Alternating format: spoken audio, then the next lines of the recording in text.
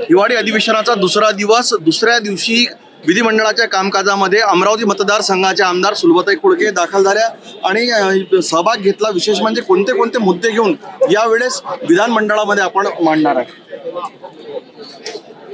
नागपूरच्या विधानभवनामध्ये विधानसभेमध्ये महत्त्वाचा मुद्दा म्हणजे अमरावतीचा राजकारणाचा ब्रिज आहे।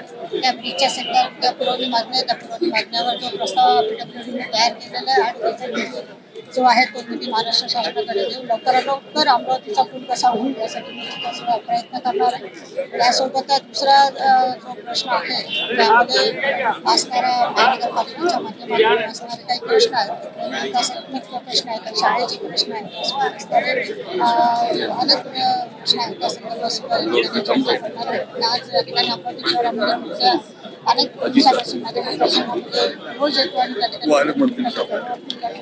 त्रास आहे, त्याचा प्रश्न होता, त्याच्यासाठी नाव पण होतं, त्या ठिकाणी बोलण्याची संधी नाही मिळाली। म्हणून अमरावती शहरामध्ये जो काही वडायचं परिषद होते त्या ठिकाणी संरक्षण भिंत काही पाहिजे त्याचा प्रस्ताव शासनाकडे पाठवलेला आहे। त्याच्यासाठी सुद्धा मागण्यासाठी केलेला आहे। त्या माध्यमातून जे काही जनावर आहे ते शहरात येतात आणि त्या ठिकाणी चिखलदरा असं सगळ्या बाजूला पाणथळे अजून त्या पाणथळे सुद्धा पुनर्निर्मित झाले पाहिजे, म्हणजे येणाऱ्या पावसामध्ये पाणी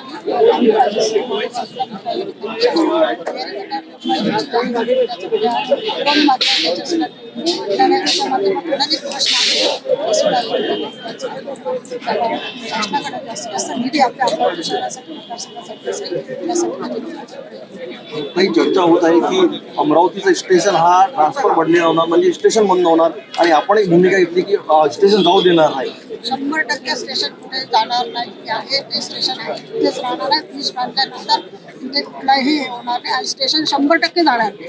मी जनतेसोबत आहे, जनता शेवटचं वचन असं वाटते की विदर्भाला अन्याय भेटते, फक्त 7 दिवसाचा एक आठवडा अधिवेशन म्हणजे हा वेळ हा प्रश्न विधानसभेमध्ये झालेला आहे। अधिवेशन 3 आठवड्याचं असलं पाहिजे, ज्या माध्यमातून आम्हाला विदर्भातले जे काही प्रश्न आहेत, विदर्भातला सगळ्यात महत्त्वाचा अमरावती जिल्हा हा अमरावती विभाग हा खूप मागासलेला आहे। त्या ठिकाणी अनेक सिंचनाचे प्रश्न आहेत, त्यासोबत असणारे जो बॅकलॉग आहे तो बॅकलॉग भरण्यासाठी हे अधिवेशन असायला पाहिजे।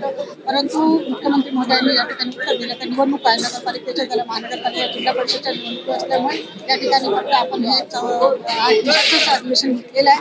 परंतु येणाऱ्या काळामध्ये जो काही वेळ आलेला आहे तुमच्या अधिवेशनासाठी पूर्ण असा त्यांनी विश्वास दिला आहे, शब्द दिला आहे। म्हणून आता ह्या असल्यामुळे, परंतु माझं सुद्धा मत असं आहे की अधिवेशन किमान विदर्भात होतंय तर 3 आठवड्याचं व्हायला पाहिजे,